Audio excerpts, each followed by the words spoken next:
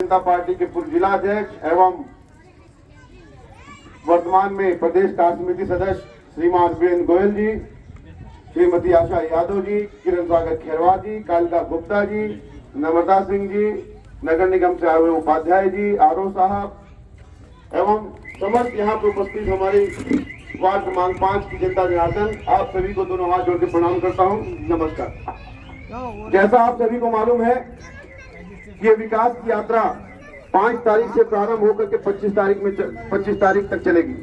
ये विकास की यात्रा आप सभी को बतलाने आई है कि आपके विकास को किस प्रकार से माननीय मुख्यमंत्री जी के द्वारा विकास के रफ्तार को दुगनी करके जो भी छूटे काम आपके हैं, चाहे वो कर्मकार मंडल के माध्यम से रहा हो, चाहे संबल योजना कार्ड का रहा हो, चाहे लाडली लक्ष्मी योजना का कार्ड का रहा हो, आप सभी के छूटे हुए काम को आज पूरा करवाने के लिए आपकी सरकार आपके द्वार पर आई है।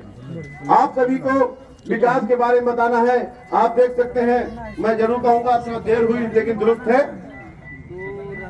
बूढ़ी माई का रोड जिसकी स्थिति बहुत ही खराब थी, उसे विधायक जी ने प्रयास कर करके एनसीएल के माध्यम से, सीएसआर के माध्यम से इसे करवाया।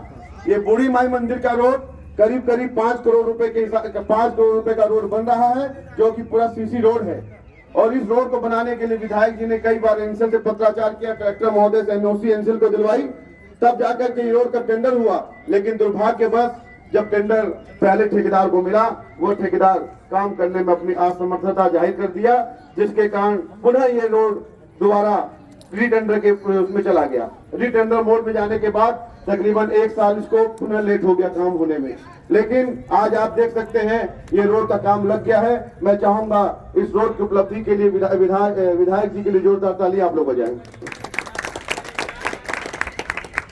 विकास की हम बात करें तो विकास अगर आपको देखना है तो आप जाके बाजार में भी देखिए, आप जिस प्रकार से decorative pole light, community hall का निर्माण करवाया गया है। आप लोगों के यहाँ पीडीएस शॉप है, आपके यहाँ कम्युनिटी हॉल है।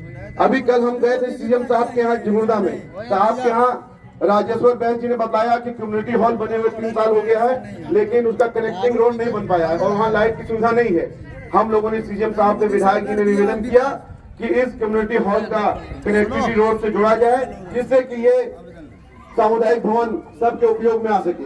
तो उन्होंने स्वीकार करते हुए कहा कि जो रोड बन रहा है इसके साथ हम 100 मीटर का पैच और जोड़ करके इस सामुदायिक भवन तक रोड जोड़ देंगे, जिससे कि इसकी उपयोगिता चालू हो सके। और आप देखना चाहते हैं, देखिए 22 तारीख को हमारे माननीय मुख्यमंत्री जी आपके जिले में आए थे। माननीय मुख्यमंत्री जी के आने के बाद यहाँ पे आपको 2 बेशकीमती घोषणाएं की शिलान्यास किया, जिसमें प्रमुख रूप से मेडिकल कॉलेज था और माइनिंग कॉलेज था। मेडिकल कॉलेज खुल जाने के कारण अब आप लोगों को अन्य बड़े शहरों में इलाज के लिए नहीं दौड़ना पड़ेगा। जैसे पहले कोई बड़ा एक्सीडेंट हो जाता था तो लोगों को जबलपुर, बनारस, लखनऊ जाना पड़ता था और यहाँ तक कि रीवा मेडिकल कॉलेज जाना पड़ता था। लेकिन आप लोगों को सौभाग्यशाली है कि पूरे मध्य प्रदेश में सिंगरौली जिला चयनित हुआ मेडिकल कॉलेज के लिए, और बड़े से बड़ा इलाज आपका मेडिकल कॉलेज में सस्ते दरों पर होगा। ये आपकी उपलब्धि है। और उससे बड़ी उपलब्धि ये है कि आपके बच्चे, आपकी बेटी, आपका बेटा कल उस मेडिकल कॉलेज से डॉक्टर नहीं बन के निकलेंगे। माइनिंग कॉलेज की मैं बात करूं, इतनी बड़ी बड़ी खदानें होने के बाद भी इस क्षेत्र में यहाँ माइनिंग कॉलेज नहीं था। लेकिन सबसे बड़ी हर्ष की बात यह है कि माइनिंग कॉलेज भी विधायक जी के प्रयास से खुल रहा है। तो आज सिंगरौली जिले में माइनिंग कॉलेज खुल रहा है, वो भी देश का दूसरा माइनिंग कॉलेज। पहला माइनिंग कॉलेज धनबाद में है, अब दूसरा माइनिंग कॉलेज आपके सिंगरौली में होगा। जब माइनिंग कॉलेज से आपका बेटा बेटी इंजीनियर बन के निकलेंगे तो इसी खदानों में काम करेंगे। कोई इंजीनियर बनेगा, कोई जीएम तक जाएगा, कोई और अधिकारी बन करके इन खदानों में काम करेगा। ये होता है विकास। आप देखेंगे कि पिछले सिर्फ 15 महीने की सरकार आई बीच में कांग्रेस की, लेकिन उस समय आप देखेंगे संबल योजना को उन्होंने बंद कर दिया, कर्मकार मंडल योजना को बंद कर दिया।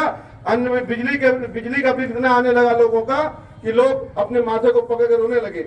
लेकिन भगवान के घर में देर है अंधेर नहीं है, उन्होंने देखा और तत्काल 15 महीने के बाद कमलनाथ जी की सरकार गई और फिर से भाजपा सरकार जब आई तो आप लोगों के लिए दोबारा कर्मकार मंडल की योजना लेके आई, लाडली लक्ष्मी योजना को चालू किया। यहाँ तक कि जो शादी का है, निकाह का है, ये योजनाओं को पुनः चालू करके आप सभी को लाभ प्रदान कराया।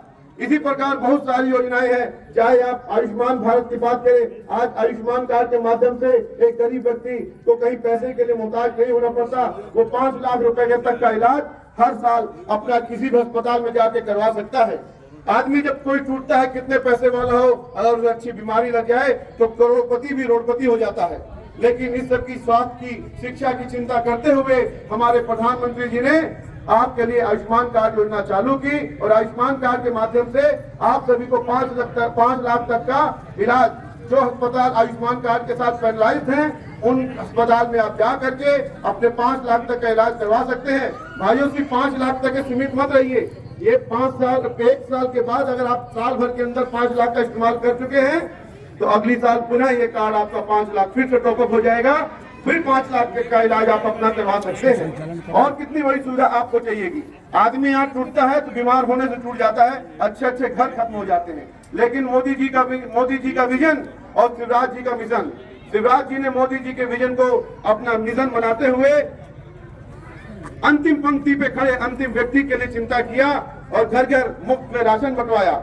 आज राशन मुफ्त में बंटवा रहे हैं। कोरोना काल की मैं बात अगर करूं तो कोरोना काल को याद कर लीजिए आप लोग, कितनी विषम परिस्थिति थी। भाई भाई को देख के डरता था, भाई भाई से छूने से डरता था। घर में लोग कैद हो गए थे कोरोना के समय में।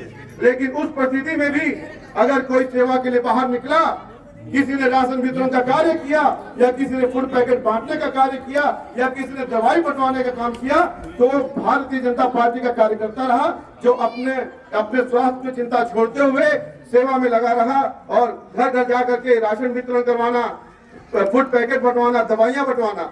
जब इंजेक्शन बन के आया, जब ये सिरिंज बन के आया, तब घर घर जा करके लोगों से निकलवा करके सबको वैक्सीनेशन करवाया। ये काम सिर्फ और सिर्फ वही व्यक्ति कर सकता है जो पंडित दीनदयाल जी के सिद्धांतों को मानता हो, सिद्धांतों को चलता हो। जो पंडित दीनदयाल जी की सोच थी कि अंतिम पंक्ति पे खड़े अंतिम व्यक्ति की हमें चिंतन करनी है, उसी सोच को लेते हुए आज प्रधानमंत्री जी और माननीय मुख्यमंत्री जी आप सभी की सेवा कर रहे हैं। जन कल्याणी योजनाओं के माध्यम से आप सभी के बीच में आज आपके सदन में आए हैं। अभी कोई चुनावी माहौल नहीं है, आज हम आपकी सुनने आए हैं। आज आपके सामने हमारे देखिए जिले के मुखिया माननीय कलेक्टर साहब भी बैठे हैं, नगर निगम से आए उपाध्याय साहब भी हैं, आरओ साहब भी हैं, राजस्व विभाग से आए हुए आपके लोकल पटवारी एसडीएम साहब भी हैं। आपकी क्या समस्या है, आपका क्या दिक्कत आ रही है, उस दिक्कत को आज सुनने हम लोग आए हैं। चुनाव तो अभी नवंबर में है, तब देखेंगे उसमें चुनाव के समय में। लेकिन आज आपकी क्या समस्या है वो आप यहाँ पंजीयन काउंटर खुला हुआ है। अगर आपका कर्मकार कार्ड नहीं बन पाया है, आपका संबल योजना में नाम नहीं जुड़ा हुआ है, आयुष्मान कार्ड नहीं बना है, आधार कार्ड में कोई त्रुटियां हैं, उसे आप पंजीयन के माध्यम से सुधरवा सकते हैं और इस योजना का लाभ ले सकते हैं। मैं आप सभी को बहुत बहुत पुनः धन्यवाद देता हूं और इस विकास यात्रा से लाभ लेने के लिए पुनः आपसे आग्रह करता हूं कि 5 तारीख से 25 तारीख के बीच जो विकास यात्रा चल रही है उसका लाभ आप लोग अवश्य लें। और इसी के साथ मैं अपनी वाणी को विराम